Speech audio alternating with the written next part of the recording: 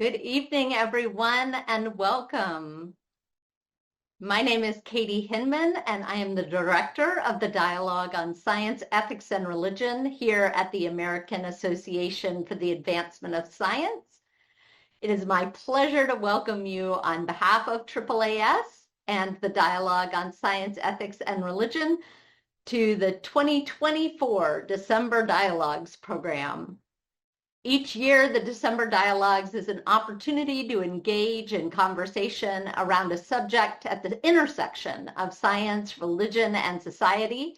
And we're delighted that you're joining us for tonight's discussion, Perspectives on Psychedelics, Past, Present, and Future. We're thrilled to be able to welcome all of you to this online event. You can view and download the program for tonight's event using the QR code on your screen or the link that's posted in the chat. A few logistical notes before we dive into the program itself. As you can see, we are offering ASL interpretation. You can click on and move the interpreter window if you need for optimizing your view. And in addition to ASL interpretation, we are also providing live captioning. You can activate captioning by selecting the CC or live transcript option at the bottom of your screen.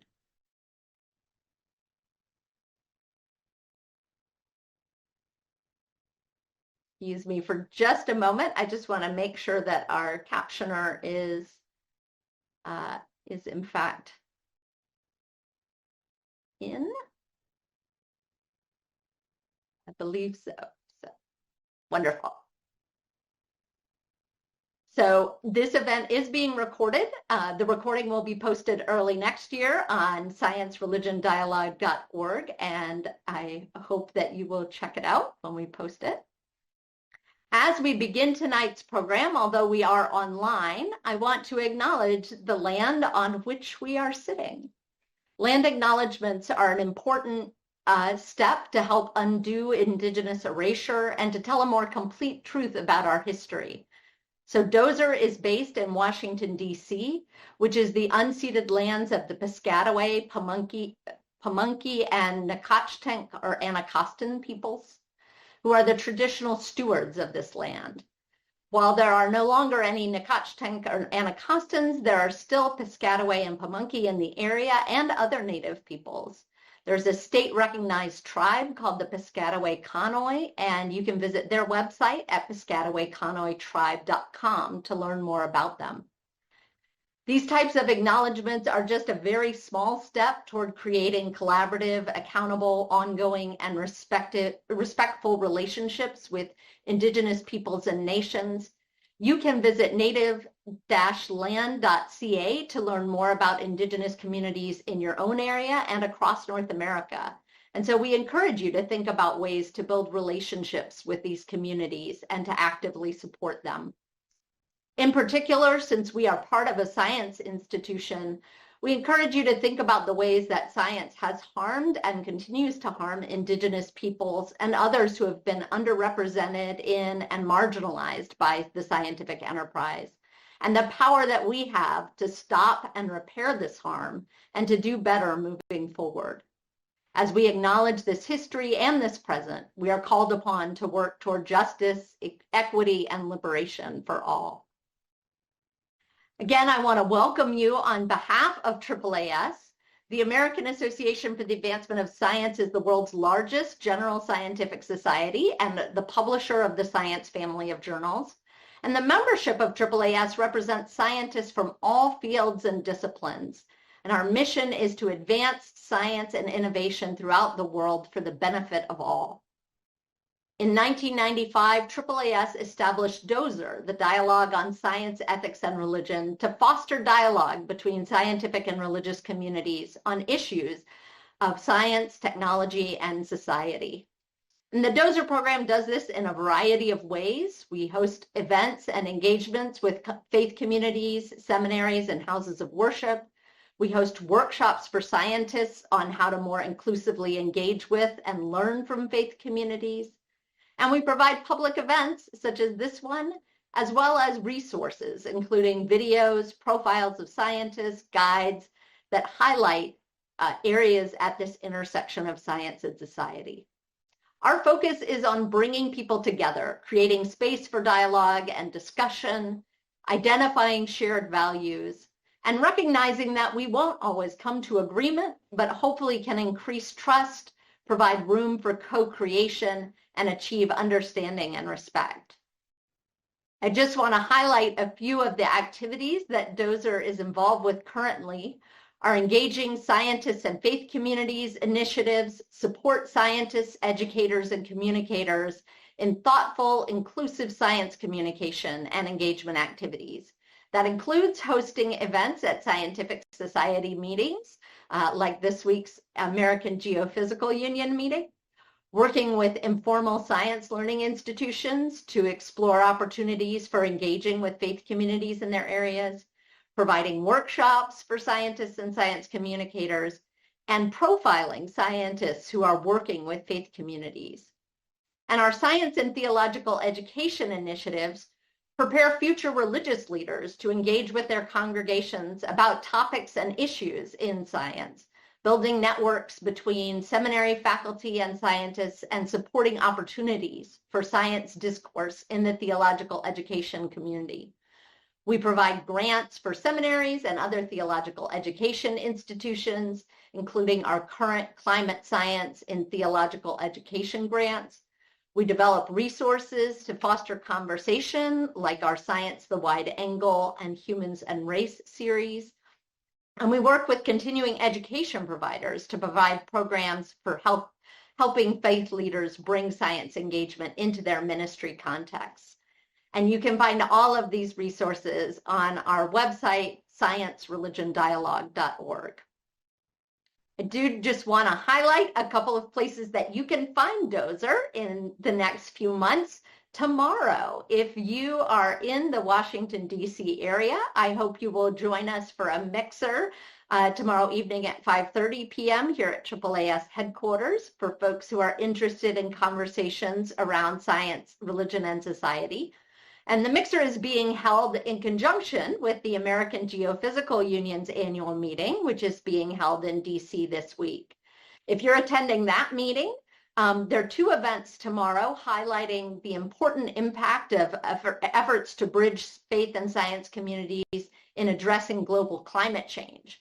At 12:30, the Inclusive Science Plenary is being held in Hall E, and features many folks that Dozer has worked with, including two former Dozer directors, Connie Burtka and Jennifer Weissman. And there's also a poster session in Hall B and C. So if you are at the AGU meeting, please come by. And in February, AAAS is hosting its annual meeting in Boston. And there are two events sponsored by Dozer, a networking breakfast and a panel discussion about our work on engaging climate science and theological education. And in addition, the closing reception is going to be held at the Boston Museum of Science and will feature a screening of God, Science, and Our Search for Meaning, a planetarium show that was written by Dan Brown, on which several Dozer staff consulted. So regardless of whether you can join us tomorrow or at the annual meeting, we hope you will stay in touch with Dozer following tonight's event. You can find us online at all the places listed on the slide.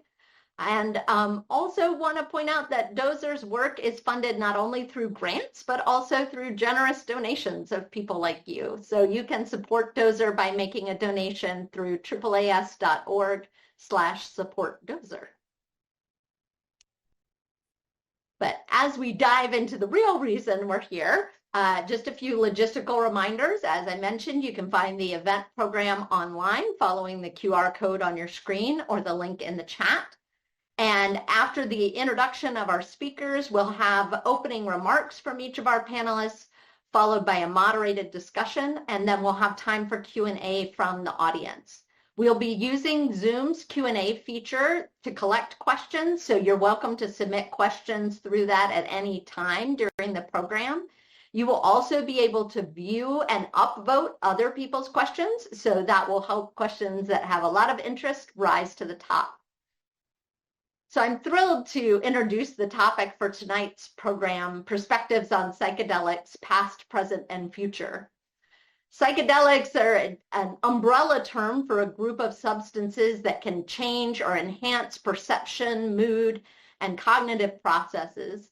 There are a variety of substances included in this umbrella term, and their uses and effects vary. Psychedelics have a long history of use in religious and spiritual ceremonies, particularly among some indigenous communities. And particularly in the past year, there's also been increased news coverage and interest in their use in the realm of mental health. There have been promising signs that psychedelic-assisted therapy can provide significant benefits to those suffering from trauma, anxiety, and depression. However, the FDA's ruling against approving MDMA therapy for post-traumatic stress disorder highlights concerns about safety and also the difficulty of standardizing research into these therapies, including the challenge of defining an adequate control condition for clinical trials and the lack of diversity of study participants. We are privileged tonight to have three speakers who can address some of the wider context around the use of psychedelics in both religion and medicine, as well as some of the challenges and implications of shaping policy and practice around their use. Ariel Clark, Jamila Hokanson, and Moana Meadow all bring a unique perspective to this work. So to introduce our speakers and kick off this program, I'd like to invite tonight's moderator, Rachel Klein. Rachel is a senior program associate for the Dialogue on Science, Ethics, and Religion here at AAAS.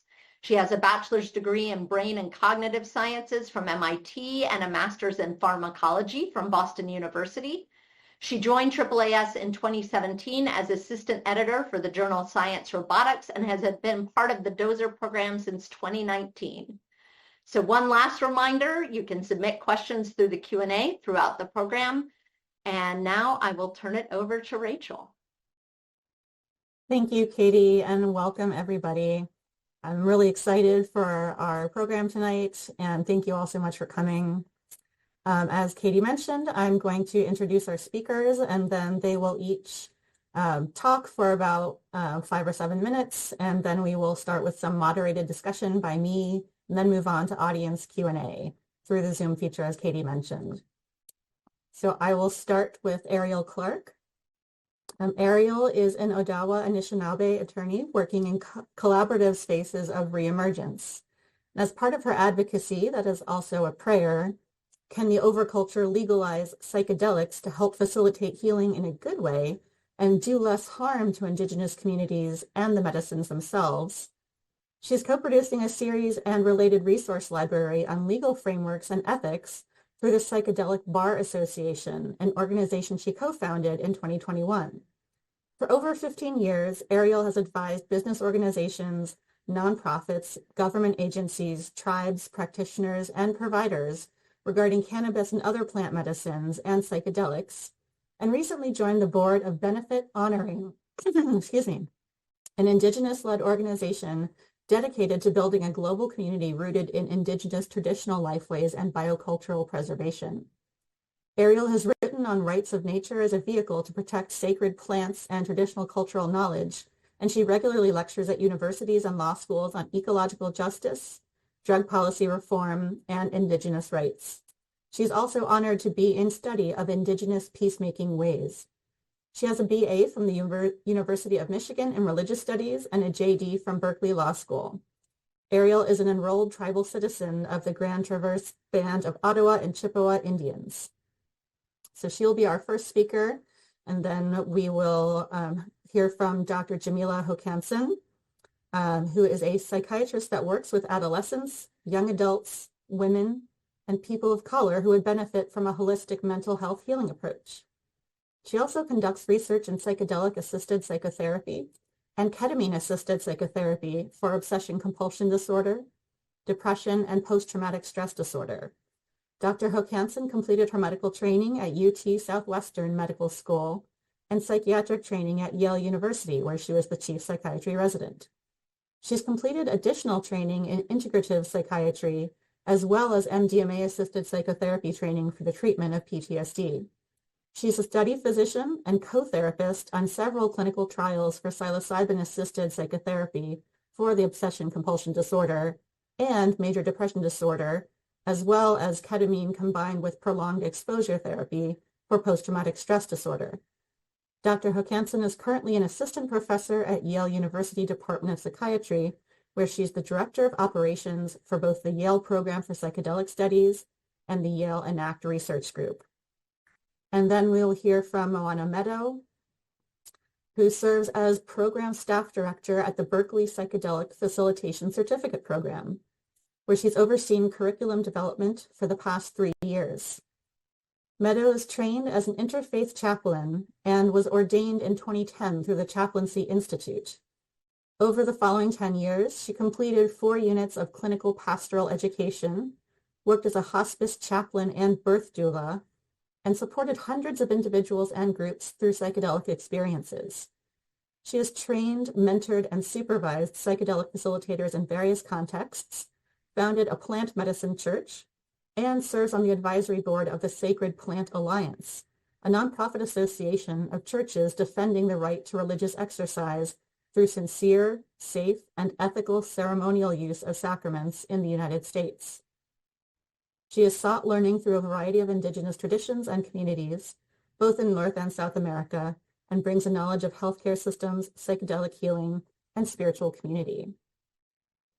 So with that, I will turn it over to Ariel, who will start. Thank you so much, Rachel. Chimigwech. So wonderful to be here. I want to thank Dozer for having me, for everyone who contributed to us being here together today, to the ASL interpreters, thank you. And to every person who's listening, who's here presently or maybe in the future, who's interested in this topic. Very grateful to be here. Really honor the opportunity to, share from my heart and to dialogue with others. So I'm going to introduce myself in the traditional protocol greeting way that I have been told to share from. Buju Indinawe Maganadag, Ariel Indishna Cause, Edawagijikwe Indigu, Makanak Indo Dem, Nuejong Indon Jaba, Odawa Anishinaabe Kwe. My English name is Ariel. My spirit name is Both Sides of the Sky Woman. I am Turtle Clan. I'm an Odawa Anishinaabe woman enrolled at the Grand Traverse Band. And I'm here in my ancestral land, and I'm really glad to be here. It's beautiful. It's winter time. There's a little bit of snow on the ground. There are beautiful dark skies outside. It's cold, and it feels very good to be here. And I want to, I thought about how I would want to introduce myself for this conversation, this beautiful, really a container, a circle. That's what I hear when I hear about these dialogues that are kind of cross-discipline, across science and ethics and religion, with such thoughtful people. I mean, it was very beautiful, Katie, to hear you describe all the work that Dozer does. Really warmed my heart so much. And in leading up to this, getting to know some of you folks has been such a blessing, such a pleasure. And I thought the best way to introduce myself is through the communities for whom I carry responsibilities. And, it was quite beautiful that you mentioned the Piscataway Nation. I understand that's where you all are located. That's, you're on their traditional lands. And I mentioned them because, I'm in relationship with some folks in the Piscataway community in Washington, D.C. And in that one circle of responsibility that I carry, that I would identify myself as, is to Native people. As an Odawa Anishinaabe person, and as a Native person on Turtle Island, there are many layers of history and many layers of present and many prayers for the future, for all of our people, for our ancestors, for our elders, for our children and our children's children. And I just really appreciate that, you named the Piscataway And these land acknowledgements aren't nothing, you know, they are something, they feel good. It warmed my heart so much when I heard you say that. And, you know, I also carry responsibilities to my immediate community here, similar to you all. You know, I have my circles of kinship, my family, my community, the cultural center close by where I spend a lot of my time. And I also carry responsibility to being, you know, I'm trained as a Western lawyer. I graduated from law school at Berkeley back in 2005 and have been very actively involved in policy reform as well as advising, you know, many clients over the years, including tribal governments, including state governments, and nonprofits and businesses, as was said in the intro. And in that, I feel tremendous gravity of responsibility in this moment that we are in, because I've kind of been here before on some level, different but similar, when we saw the arc of cannabis sort of go through what I refer to as the twin engines of market and government, when a substance that is or was illegal according to the government and laws, then, you know, goes through these systems, and then what happens there. And so that's very informative of what may happen with regard to psychedelics. And so from that place of responsibility, I work with clients, and I also am responsible to a legal community that I helped to found, the Psychedelic Bar Association. And you know, I mentioned that specifically because this is a community that I understand, the doser community is very interested in ethics. And it's beautiful when lawyers get in, whether it's a Zoom circle or an in-person circle, and really grapple with what their ethical responsibility is around these medicines and these lifeways for some people, or, you know, psychedelics can be looked at from many different vantage points. So engaging on that level with that responsibility, with that kind of ethical conversation is central to the work that I do. And then I'll just mention lastly, for many Indigenous people, there's a lot of concern about this. It's almost like the West, the overculture, has discovered it again, discovering something, feeling that it has discovered something, discovered psychedelics. And so there are, you know, there are a lot of concerns, and I can say that to be the case likely globally. And you know, I've done some work with the Indigenous Medicine Conservation Fund, as well as other Indigenous-led and Indigenous allied organizations that are quite concerned around those issues. And, you know, it was mentioned that we're in this dialogue, and I thought a lot about, you know, how we're almost in this peacemaking dialogue. I think Katie said at the beginning, Doser has dialogues, and sometimes we agree and sometimes we don't agree. And that is happening within the psychedelics community, within these very different and differently situated stakeholders. And I just, I guess, you know, I myself sit kind of in different parts of that community in different moments, and yet inhabit all of those spaces somehow. So somehow holding my arms wide enough and participating in this dialogue.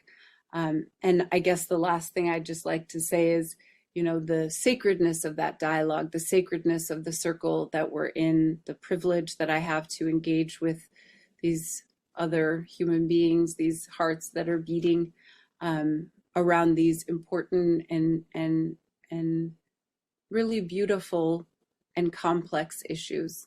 So with that, I will turn it over and say Chimigwech for listening. Good evening, everyone. I'm delighted to be with you today. I'm going to talk a little bit about my intro, about my experience as to how I became involved in psychedelic research, and then talk about some of the things from which I see ethically from a research standpoint. So I trained as a physician, and as a medical student, actually, psychedelics were never discussed. And I didn't know anything about psychedelics or even that this field even existed, including when I came to Yale as a psychiatry resident to train as a psychiatrist. There was no mention of psychedelics in any of my residency education curriculum. I only happened to come across it because I was assigned to a research unit as a second-year psychiatry resident. And on that research unit, participants had to stay overnight on the unit while they underwent a variety of different clinical trials. And one of the patients that I admitted was a person that had really severe obsession compulsive disorder. He could barely touch his face or touch anything in the room. And then he underwent some kind of clinical trial. And the next day when I saw him, he was really different. He was sitting there calmly talking to me, touching his face in complete peace. And I was amazed by what did he take in that clinical trial? And I went and talked to the person that was running the clinical trial. And I'm like, what did you just give him? I've never seen anything work that fast. And that was the first time I learned about psilocybin. And ever since that moment, I was on a quest to learn all I can about this emerging field called psychedelics. And it totally changed my career trajectory because I was not going to remotely do any kind of research in this space. I didn't know about it. I was going to be an outpatient psychiatrist. I was not going to be at an academic institution. But because of that one day, my entire career changed. And now I'm actually leading and conducting clinical trials in psychedelics from that one moment. And so I feel very much honored to kind of be in this sort of role that I'm currently am at on this sort of emerging field. I have had the privilege of being able to take many people through psychedelics and psychotherapy in our clinical trials, both for obsession compulsive disorder, and depression, and soon to be also PTSD. And I've seen many people that have transformed by going through this, but I've also seen many people where this has not been as helpful. And so I don't think this is at all a magic bullet, but I do think that is a toolkit by which hopefully in the future, psychiatrists and psychologists and therapists of all sorts will have access to be able to help their patients improve and be able to move through things. From an ethical standpoint, what I see in this space is our clinical trials, and certainly clinical trials probably across the United States, have been largely homogeneous. While we have done a great job of helping different genders be able to participate in this trial, well, I will say particular genders, so those who have identified as primarily male or primarily female, that has been equalized across clinical trials. But we have not done so great a job of equalizing people with different sexual orientation, different gender classifications. We have done a terrible job with equalizing it across ethnicity. And so it's largely been Caucasian that has been participated in clinical trials, including ours. And I think that has some huge ethical barriers because research is sort of built on this foundation of evidence base. And evidence base is what's used to actually certify the drug is appropriate. But generally, if you don't have the evidence for a particular group of people, then people may, when this is approved, say, oh, that's not going to work for that person because there's no evidence for that. And I think that is then where we can get ourselves in trouble because it's limiting the access as to how these drugs can work in people. So with that, I will turn it over to Moana.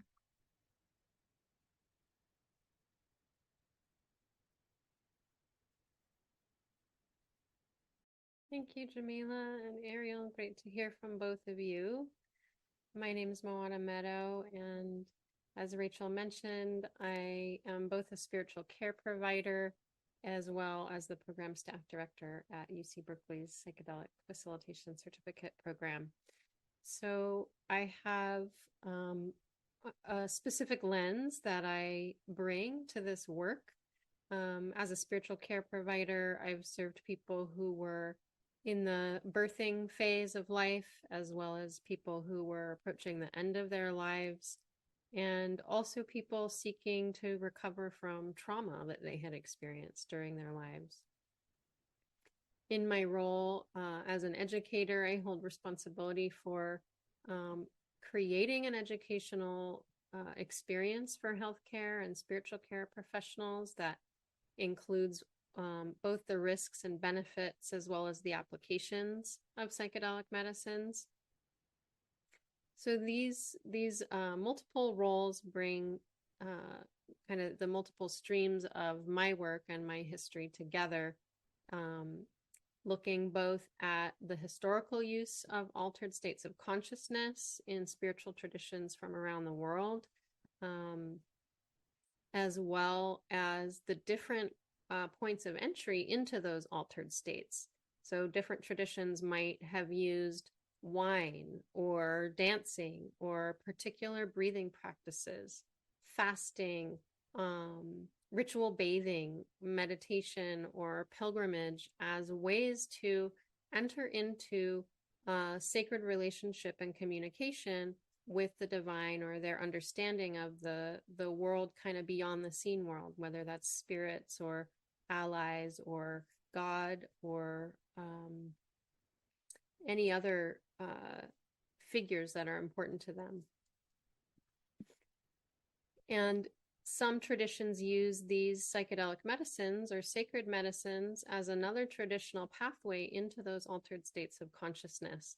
And those medicines can include a variety of different plants, fungi, and plant and fungi derivatives. So in traditional communities, it's often actually the plant material that is used. And in the research, as Jamila was describing, it's often a derivative of those same plants or fungi that are used in the research.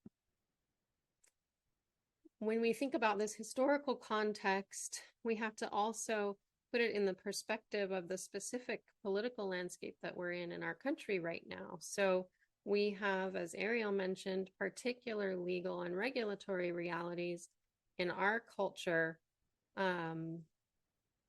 that make it difficult for people to access psychedelics or sacred medicines in a way that is safe and protected. So as these medicines move toward legal applications, it will be very important to create guidelines for training and education that adequately prepare facilitators to support clients, participants, and community members in the context that they're working in. So as a result, psychedelic facilitation trainings have been popping up all over the country, including some in universities like the Berkeley program. And these training and educational programs need to be inclusive of a wide variety of professionals, as well as individuals that serve diverse and marginalized groups, as Jamila was mentioning. If we want to create access points for service, and even to be able to provide research data that's accurate across populations, we have to be creating settings where those populations feel welcomed and safe to participate. Crafting those training programs to be inclusive and interdisciplinary is a real challenge. And this is our third year in the training of these professionals. It's really allowed us to observe the differences between different groups of professionals, address the gaps that we all carry in our understanding, and really integrate our unique perspectives together. And this deeper work of integrating our communities with diverse voices and perspectives, I believe, is essential to this experiment of democracy that we're all participating in this country, in the United States. And psychedelic medicines are a study of that experiment over time. So There have been moments in time in this culture where these medicines were legal and widely used, and other times where they were completely shut down and illegal. And we're entering a time where we get to observe that again. And the FDA decision recently gave us a real-time experience of feeling that tide that seemed to be shifting suddenly shift back again. So we're all arriving sort of on the cusp of this nearness to potential change and trying to build the structures that would support a change there. One other important thing that's happening simultaneously to the regulatory discussions is that there are churches that have successfully won protection from the federal government for their use of psychedelic medicines within the context of their religious worship. And there are many churches that can't afford and don't have the resources to go through that long process with the government, but they're working to regulate one another, create guidelines for medical safety and ethical protections for participants. And so that's another route that people in this country are seeking to potentially protect their use of these medicines. So thank you so much, and I look forward to hearing from our other speakers. Thank you so much to the three of you for those introductions. So now I want to spend some time in moderated Q&A as Jamila and Ariel join us again. And I also want to mention that all our speakers tonight have given me permission to call them by their first names. So I will be doing that. Okay, so thank you again, everyone, for coming, and thanks to all of our speakers for being here. I wanted to start off by asking something that Katie referenced in her introduction. She mentioned that psychedelics is this umbrella term that we use, but there are many different drugs under that umbrella. So they're not all the same. And how do we distinguish what the differences are, like what should be legal or what could be safe, or what we should study?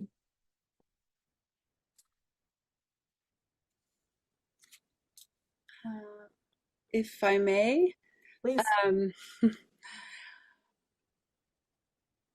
Psychedelics is a very extremely broad, and I would say overly broad umbrella term. As someone who's been involved in this community for a number of years, I still really grapple with the term psychedelics and even drug, right? Because for some, under the umbrella of psychedelics, it's natural plants, fungi, to substances that have been developed in a lab.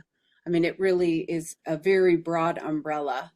And so I guess I just kind of, even in your asking the question, felt a little squirmy. I'll just say also that the sacredness of the medicines, and from my perspective, it's not just about those medicines that are plants or that come from the earth in a proverbial natural way, but actually all of these medicines. I mean, this is a shift in orientation that I hope for the ability of us human beings to continue to live on this planet, is to come to all things and each other with that respect and sense of sacredness. So I really don't see them as drugs. Even if we're talking about something that is going through an FDA approval process, it can be labeled as that. So with that being said, I've thought a lot, obviously, about what type of regulatory models may work for different types of psychedelics. It's quite complex. There are a lot of different stakeholder groups and conversations that still need to be had around, I would say, many of these medicines that are labeled as psychedelics.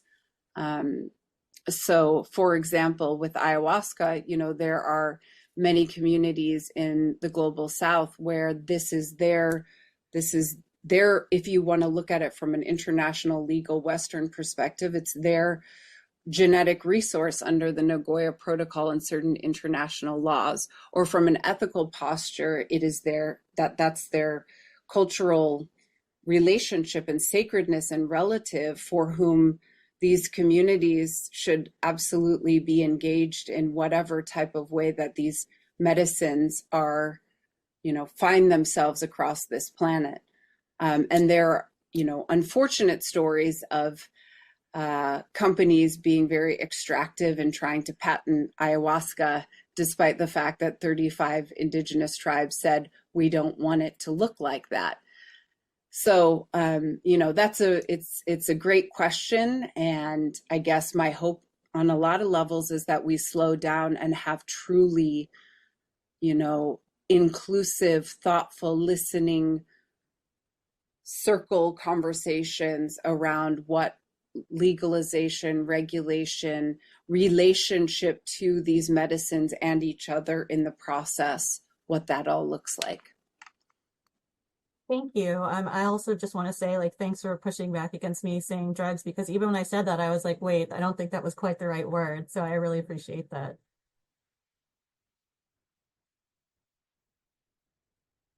Jamila or Moana? Yeah, I'll just say, yeah, I totally agree with Ariel. And even the word psychedelic is a man-made word. So but that in and of itself, it maybe has some kind of problematic, what is that exactly? And it, was a man-made concept that was, invented to describe a phenomenon that happens when you took a substance, and that's where it is today. And so, I do think that compounds sort of incorrectly kind of maybe get either pushed on that term or not pushed on that term. And that, now that word has some kind of meaning, in our particular Western sort of knowledge, which, so I think we have to be careful about what we associate with that particular term.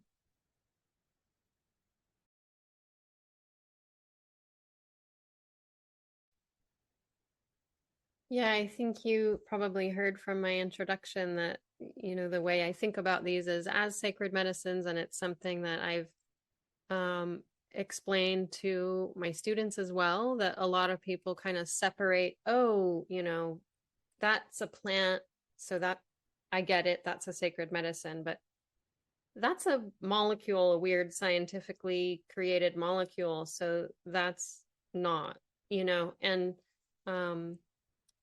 I think that can be a sidetrack to go down. For me, the way I think about it is it's actually the human experience that's sacred, right? And as I mentioned, you can enter into that human experience through a lot of different pathways. These medicines, whether you're eating or drinking an actual plant thing or a little pill or, lots of formats that it comes in clinical settings. If the response is one of these states that I would consider a sacred state for a human, one that brings them into contact with spirit or the divine or their own ancestry, historical traumas that might be intergenerational that have been passed down to them, then for me, that's a sacred medicine, and deserves to be treated that way, right? So.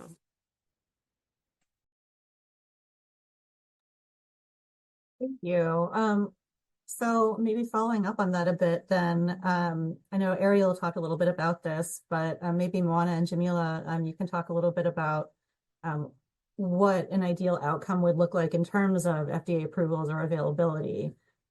So if you're not, if you are looking at these different plants and medicines as sacred, what does that mean in terms of what the landscape should look like, in your opinions?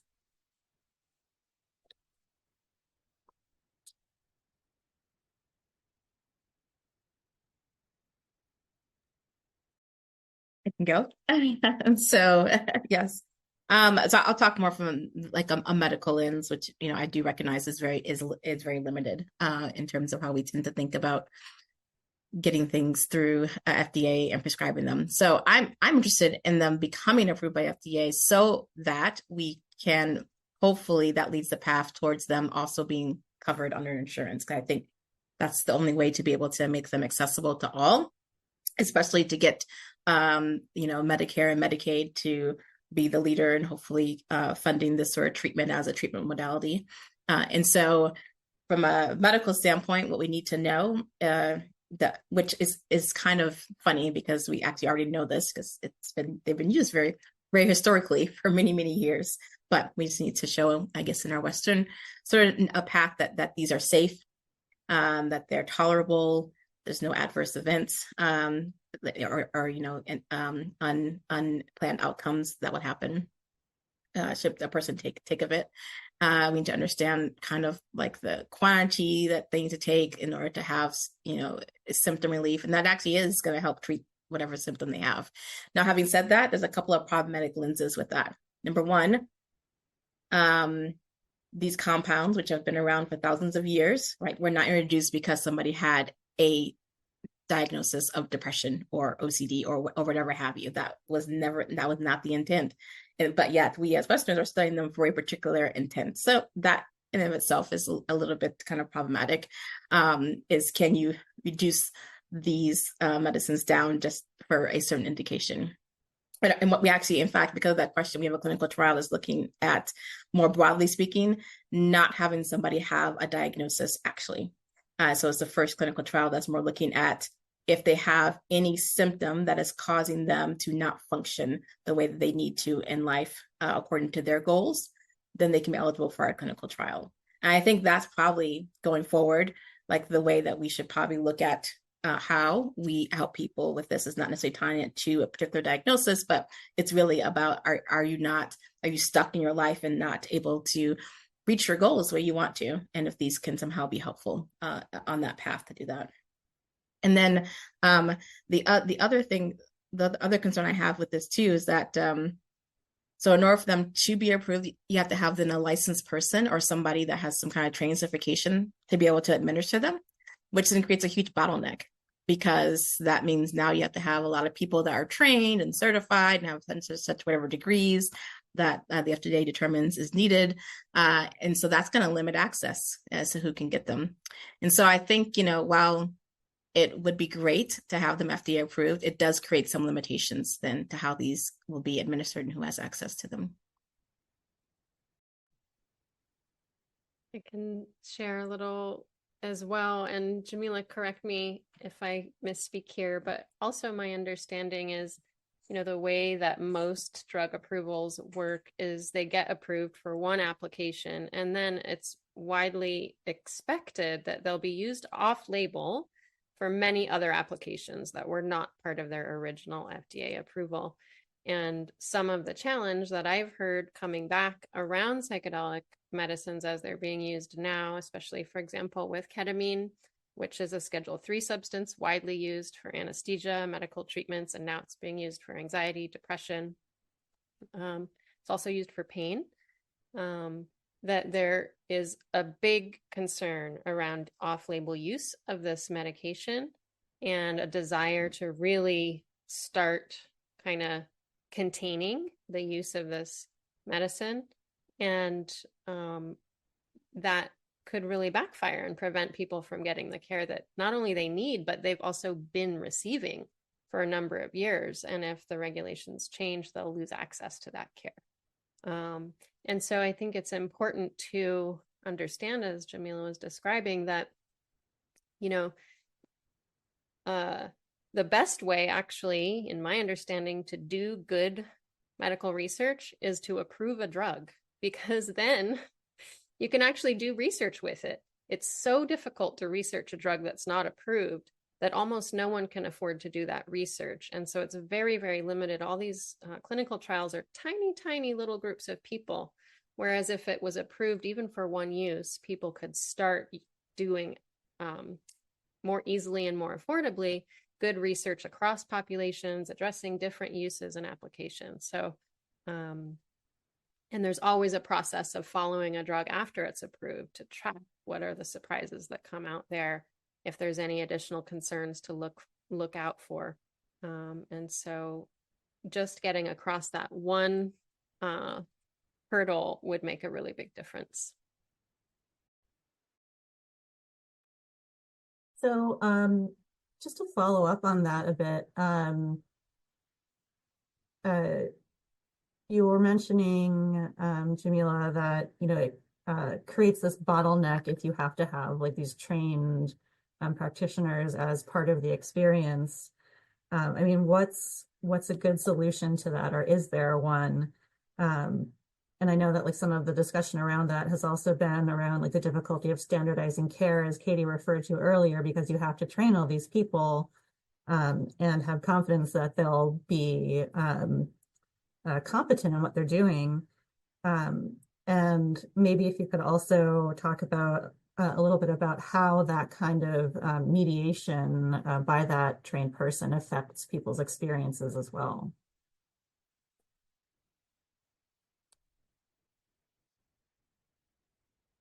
Yeah, so broadly speaking, you know, I think I actually think there's a variety of people that could be trained to basically facilitate and hold space for people going through psychedelic experience. I don't think it needs to be limited personally to a particular degree. It certainly is not that way in indigenous practices per se, but they are trained though. You know, the people that deliver these are significant training across generations. And so, you know, I do think that in mind is important. However, I also think that there is I definitely understand the argument by having somebody that's licensed do it, particularly an NMD or a psychologist, only because people may have very challenging sort of things that may happen that may have untoward results. And so I think you need to balance that with, you know, but then does having a license really qualify a person to be able to handle a challenging experience versus somebody that maybe is more experienced, has 20 years with no license. I can definitely see both sides of those arguments, and that's probably currently the current debate as it is right now.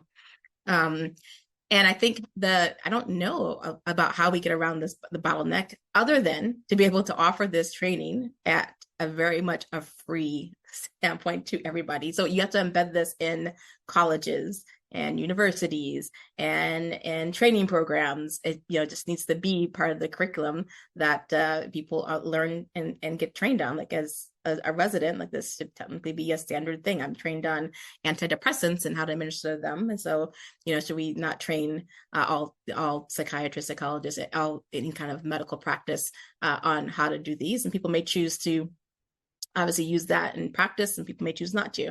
So I do think that trying to make the training itself widely available is maybe one step closer to how you get people more and more trained to be able to safely be able to administer them. Because what you don't want is an untrained person, you know, in my opinion, administering these. I think that will actually can do more harm. Thank you.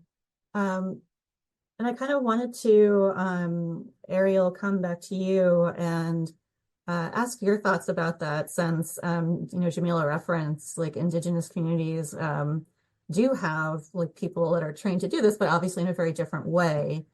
And so like, what are the various ways that looks like? And what are the ways in which like the government regulation of this can affect the Native communities that use these sacred plants and medicines? First, kind of on the training point, you know, I'll just say that, so I said my spirit name earlier is Both Sides of the Sky Woman, and I carry two lineages. Through my mother, I'm French and Northern European, and through my father, I'm Odawa Anishinaabe. And then, you know, I'm trained in Western legal practice and also study with Indigenous peacekeepers. So, you know, I'm sort of one of those bridge people living in these kind of different worlds. And so it can be somewhat challenging even for myself to have these conversations because there are these different viewpoints that arise. You know, when I've been to lectures, for example, by folks who are conducting studies or people who are thinking about how do we train, what type of training do we want the psychedelic facilitators to have? And coming from a very Western standpoint of what health and safety is, and kind of almost replicating similar existing Western medical ways of maybe holding some sort of psychological container or working with a client or a patient. And it's just very much infused with Western values and Western concerns.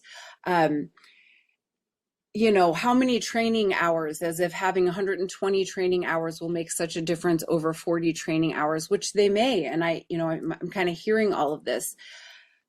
What I see over and over in most communities, indigenous communities, when it comes to working with these medicines, is this is many, many years, like a lifetime. Maybe it's within your family, or, 10, 20, 30 years. And there's also a whole social, cultural, ethical container that exists that is probably quite different than sort of what we see in the West. What I've seen in psychedelics is that people will go to, Peru, drink medicine 5 times and come back and say that they're a psychedelic, like they're a facilitator, and start holding ceremonies. I mean, the level of irresponsibility that we see around these medicines in Western culture is pretty profound. I mean, I have to be honest, like one thing that kind of shocked me about the psychedelics community is I thought, oh, well, this is going to be a community that is so careful about, the sacredness of these plants and other human beings. And we want to heal people and wellness and, deep responsibility. And that's, talk about shadow sides coming out here as we see kind of all over. Psychedelics are certainly not an exception. So, these are very layered conversations. There isn't, there are questions.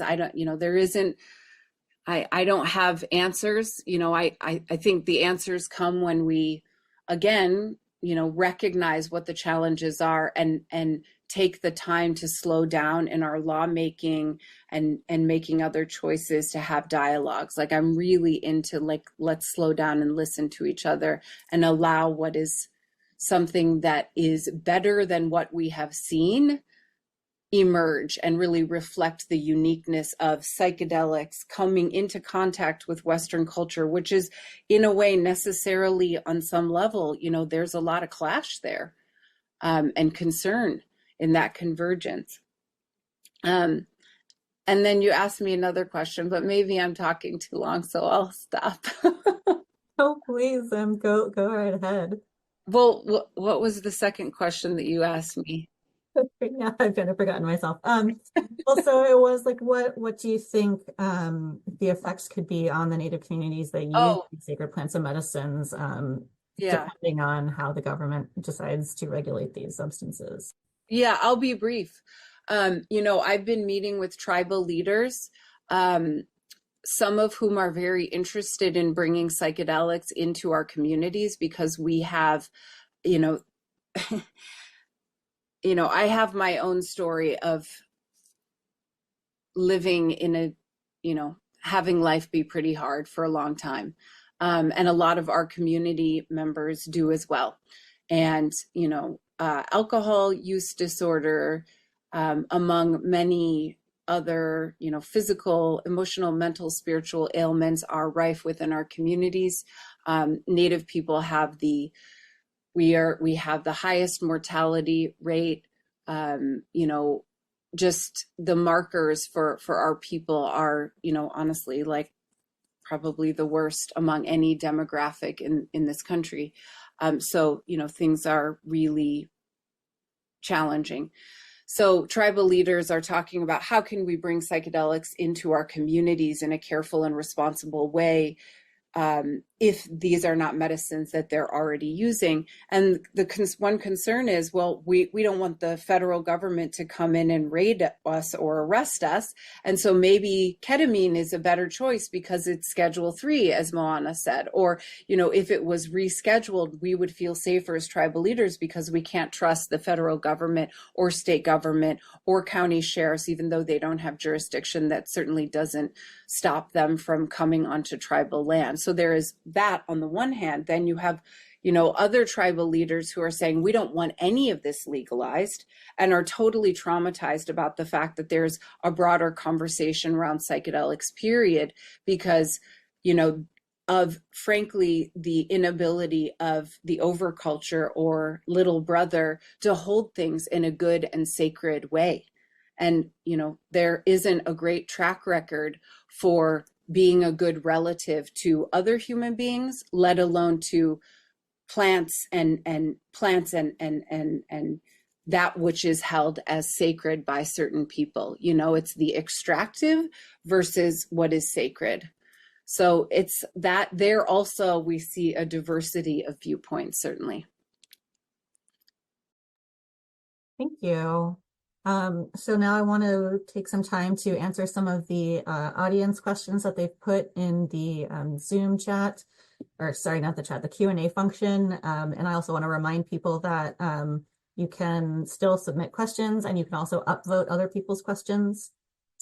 So we have one question that asks, can you envision ordained clergy being a category of professionals that are eligible for training in the therapeutic use of psychedelics?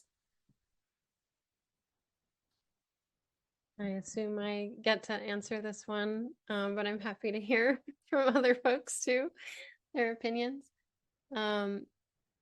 Yeah, so I'm a psychedelic facilitator. I train chaplains as psychedelic facilitators within our training program. There are other chaplains around the country that have been trained as psychedelic facilitators in different capacities and serve in different capacities. I'm curious if the question is specifically about ordained clergy who aren't necessarily trained as healthcare chaplains. And my answer to that is still yes. We do have ordained clergy that have come into our program and have completed the training and I believe would be qualified to provide psychedelic facilitation services. And an extension of that is that we also have a pathway for traditional lineage holders to participate in our program. And that might mean someone like Jamila described or Ariel described, who's had received training about working with these medicines from their community, from their religious organization, that may be different from the way that a researcher would train with this, but is still really valuable knowledge and can be shared and transmitted. And I think the thing I want to say about that is it's important for ordained folks or for chaplains or for traditional practitioners to be written in to the regulations and to be written into the research. So there was an example of a study that I knew some folks were putting together, and they wanted to include clergy and chaplains in the staff for the research. But because of the way the FDA requirements were written around who could, as Jamila mentioned, who qualified to provide this care, they were excluded from that study. And so it has to be brought quite intentionally into the research so it can be demonstrated. These are professionals, these are clinicians, these are spiritual care providers who have a lot of skill and experience, especially sitting with people through what often, in my experience, turns out to be a spiritual experience and relates more to, their relationships, their community, and their ethics or values or moral decision-making in their lives. Spiritual care providers are really great people to bring that kind of material to. And they're really, really good at not intervening, which is sometimes hard for medical staff. I think some of the most qualified practitioners are midwives, chaplains, traditional care providers whose job is to sit back and not do too much to the person having the experience. And Jamila and Ariel, do you have any thoughts on that you wanted to share?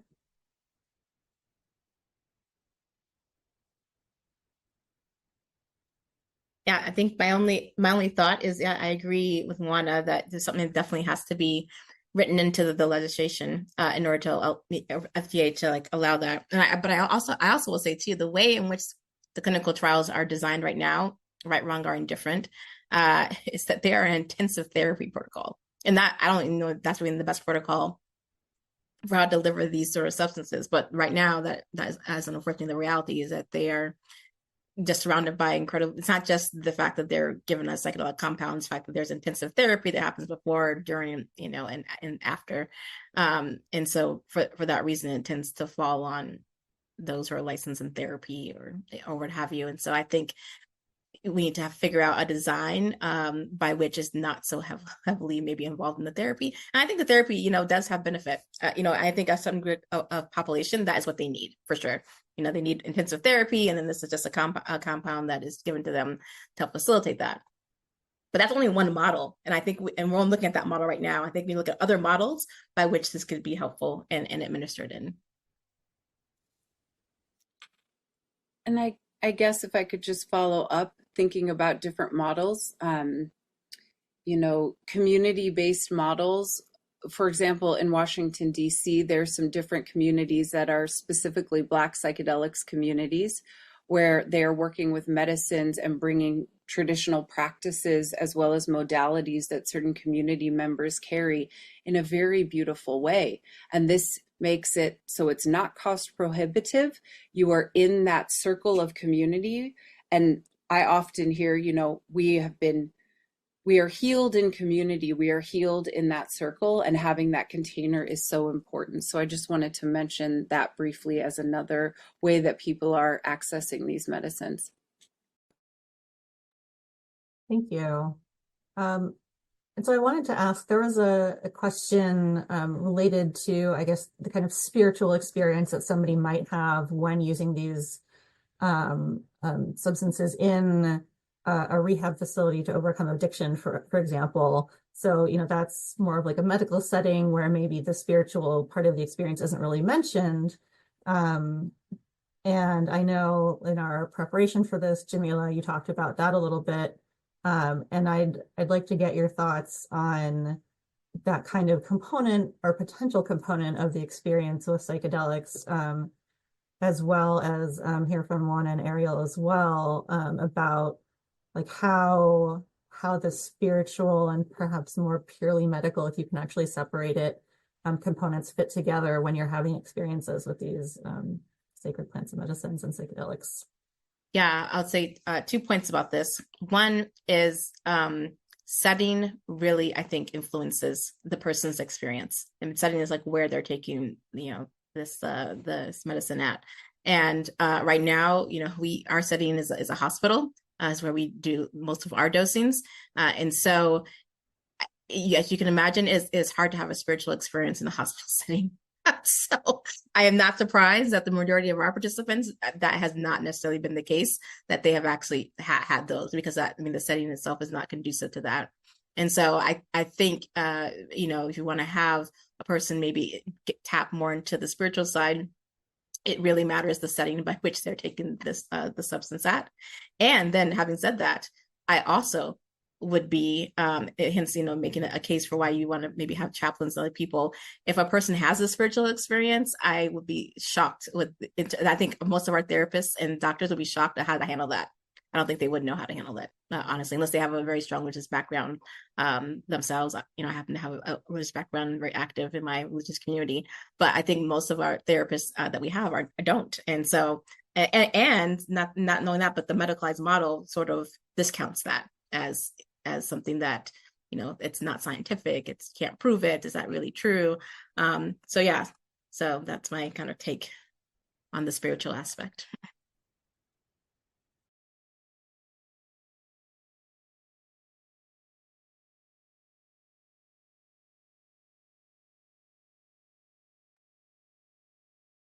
This is something that I was talking with my students about. We were just in class this weekend and talking about some of the I'll call it phenomena that people often report or experience in psychedelic states, it could include like talking to deceased relatives or reliving an experience that an ancestor from a prior generation lived in their time. And so I think what Jamila is describing is really important in terms of the context. So, people report huge benefits from some of these studies, these therapeutic protocols in these studies, and most of them are short-term relationships where they meet this subject. The subject is the participant in the study. Do a brief, it may be prolonged, but it's during a short window of time, a brief kind of preparation period. And then they have one maybe or maybe two dosing sessions over, again, a short period of time, generally speaking, and then a brief window of integration. But they have never met each other before, and they will never communicate with one another again after the experience is completed. And so you can imagine, for myself, especially if that was taking place in a hospital, even though they probably make it as comfortable as they possibly can, and the person I'm talking to is a doctor or a psychiatrist who's there to treat me for my obsessive compulsive disorder, I might not bring up the communication that I had with my deceased relative during that experience. But if the person who's sitting there is a member of my faith community who understands my tradition and would celebrate that I got to speak with my deceased ancestor and understands how much that would mean to me, or they were my therapist over a number of years and knew about my mom's death and how hard it was for me and everything I went through, and then knew that I got to talk to her during my journey, I would probably really want to get into that with them, right? So that context is so important. And again, I think that's part of the next phase, once we can get past the approval for the use of these medicines, is then learning what the best application of each medicine is and the best context for the use, depending on what the person is coming and seeking. It shouldn't be that you have to have obsessive compulsive disorder in order to access these medicines. They have other studies that show that, people that are approaching the end of their life, they're not going to get better, but it's deeply meaningful for them to have an experience like this, and it prevents the level of fear and anxiety and pain that a lot of people are plagued by in late stage illnesses. So that context is so important, and who the person is and the rapport that's built there, and the presentation of what all the possibilities could be for the person of their experience can be helpful to kind of invite whatever comes through.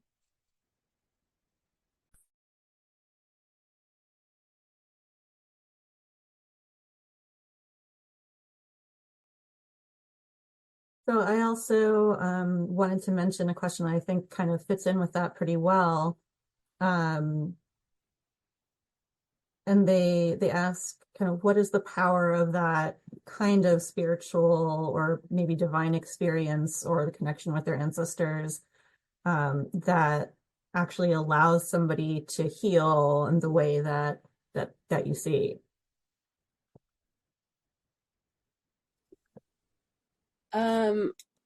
I can speak from my own experience, which is pretty much usually the only place we can ever really speak from, despite what they told me in law school. Thank God for that unlearning.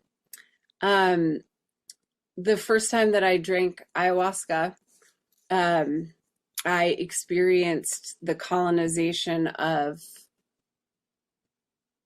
our people through my ancestors, through my ancestors. And yeah, I was there. It was before contact, I will there was the wigwam, there was our community, and then, a lot of horrible things ensued in this vision that I had. And it was very heart-wrenching. And when I emerged from that vision, I didn't know how my heart could possibly heal from that. And somehow, within about 30 minutes, it was like something unloosened in my body that I didn't even know that I didn't know what it felt like for that pain and grief not to be there. So what is that? I don't know if the mind needs to understand it. At this point, it's like, yeah, I went to law school and I can use my mind, but now I know this other truth, which is that it's the heart, and frankly, being connected to my body and connected to this earth, that when all of those things connected with this mind, so that it's a good mind, like the Haudenosaunee people say, they talk about the good mind, connected with the heart, with the body, connected with the earth, that's the good place to be in. So I don't know how to explain what it is that happened, or I could with my mind, I could with my heart, I could tell some story about it. But that I just see that as a gift for which I thank Creator every day and pray that others have that healing as well, that others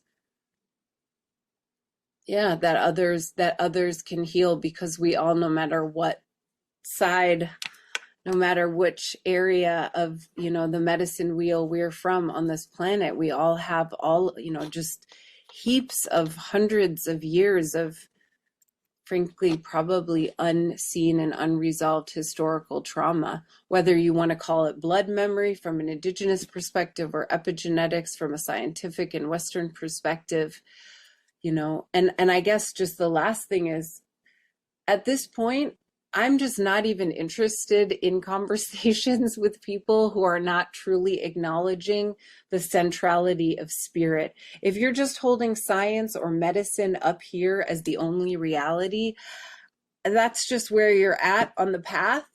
But my heart knows that is certainly not my experience, and certainly when we're working with people with these medicines, spirit is central. I mean, over and over again. That is true. And hopefully, people who are working with folks, whatever the setting is, are recognizing that, because otherwise we are playing with very powerful medicines and spirits and not knowing what we're, kind of allowing to come forward. I don't know if that answers, but says something. Thank you for sharing that, Ariel. So I wanted to finish us up with two specific questions. I know we have about 10 minutes left. So I wanted to ask each of you, if you had to pick one message for people to walk away thinking about, like one takeaway, what would you want it to be?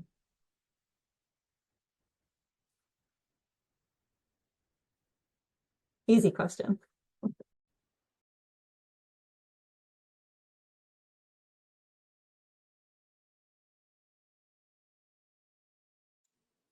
I mean, I'm happy to go, but I also don't, I don't want to keep. Okay.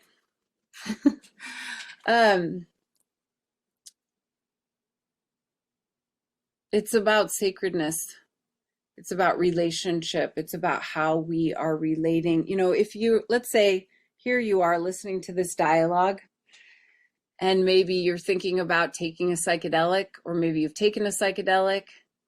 I guess what my prayer is, like, feel into your heart what that relationship could be, where it's one of like tenderness and gentleness and respect and sacredness and asking and listening, that way in which we're not on autopilot, that way in which we're not coming from that, I'm going to take that thing and eat that thing and do that thing, but instead, like, feel into your heart and feel into maybe even, the aliveness of that medicine, of that sacredness, of the spirits that are there. I guess it's I don't know what sort of cultural posture people are coming from, but maybe just listen through as if your heart or your eyes were the earth, and there's like the cosmos there, and something very beautiful and very sacred and very everything that is present if you come into contact with those medicines. And then may that carry over to everything in your life, to the way you drink water, to the way you acknowledge water, that sacred water that we wouldn't be here without, and to each of us, to this earth, to all of our relationships. It's that deep interrelationality and responsibility that I pray that we human beings can remember how to be good relatives on the sacred hoop of life. Thanks, Ariel. I think what my takeaway people hopefully to take away from is kind of what we tell our participants in our clinical trials is to go towards the discomfort and not to run away from it, because it is in going towards the discomfort that we ultimately find healing and growth. And so be willing to go towards the discomfort.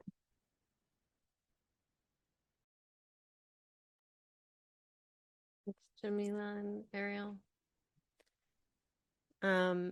Rachel, when you asked that question, the first thing that came to mind, and I haven't been able to purge it or find something else, is just like for anyone that thinks there's a simple answer to any of these questions, I would just say it's more complicated than that. That's my experience. And some of us have been immersed in this work for a decade or decades. And, the longer we do this work, the more we learn about how complicated it really is.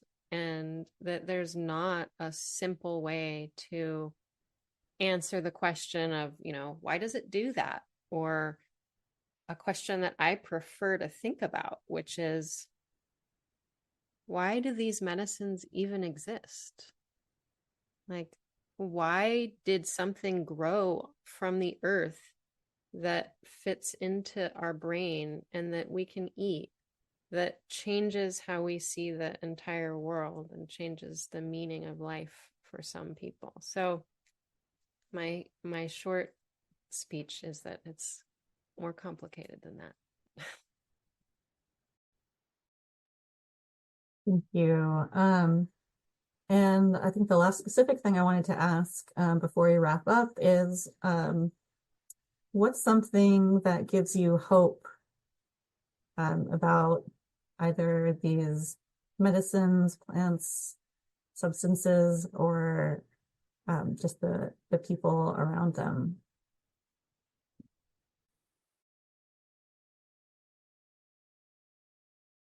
I think one thing that gives me hope is maybe a little bit of a double-edged sword. But being in sort of the medicalized setting, I'm actually grateful that the FDA is sort of taking its time and being thoughtful about how these are made available, if and when, rather than just sort of freely just like throwing it out there. Because, I believe in so much Ariel's standpoint, you do have some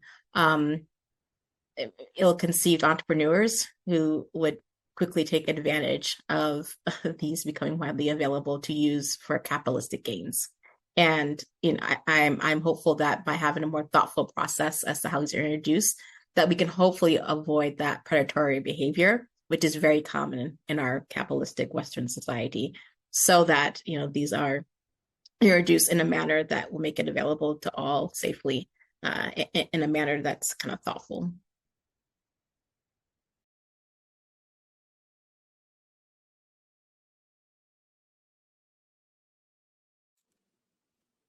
I'm going to go next because I feel like Moana is so wonderful as the closer.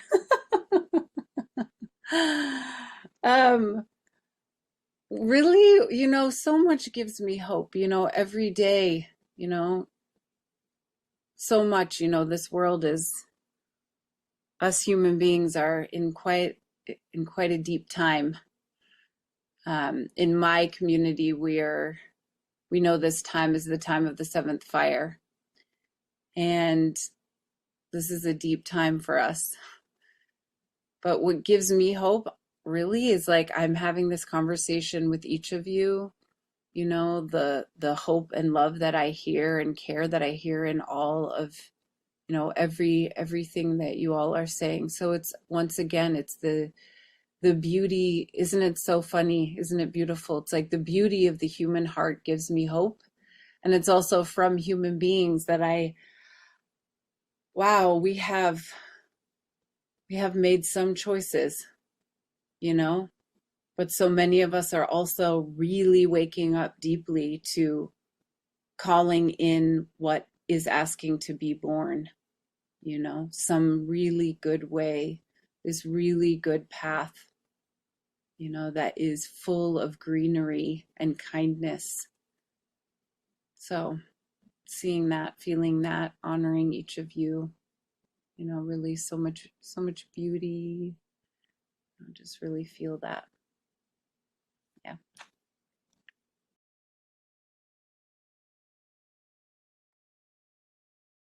Ariel and Jamila, I feel, yeah, similarly that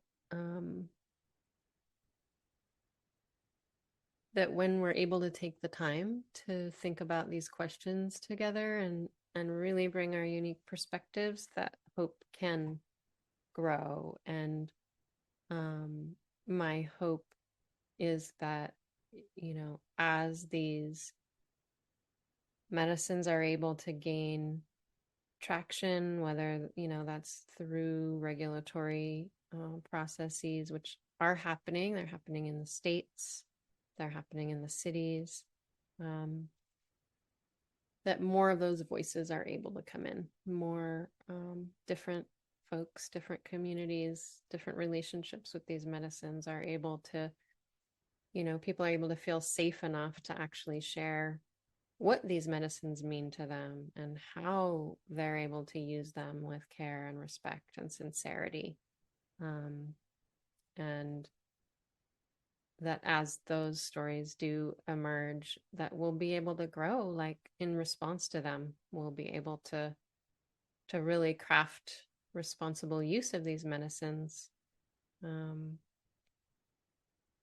think, you know, we've seen medicines that are just universally legal for adults, like tobacco and alcohol, that are just devastating and ravaging our communities, our families, and our health. And so we don't want that with these either. So there's some wise use that I hope we can all come to together. Thank you so much to all three of you for sharing your wonderful wisdom and perspectives with us this evening. This has been really fantastic. And thank you to everybody who's joined us on the webinar. We're so grateful to you. And I know Katie has just a few words to wrap us up. Yes, well, first off, again, thank you so much, Moana, Jamila, and Ariel. This has been a wonderful event. Rachel, thank you so much for your moderation. I know this is an area where there is a lot of misinformation and misunderstanding, and it's just wonderful to get to hear these different perspectives, and we really appreciate it. Just a reminder to please be in touch with us at Dozer. You can find our resources on sciencereligion.dialogue.org.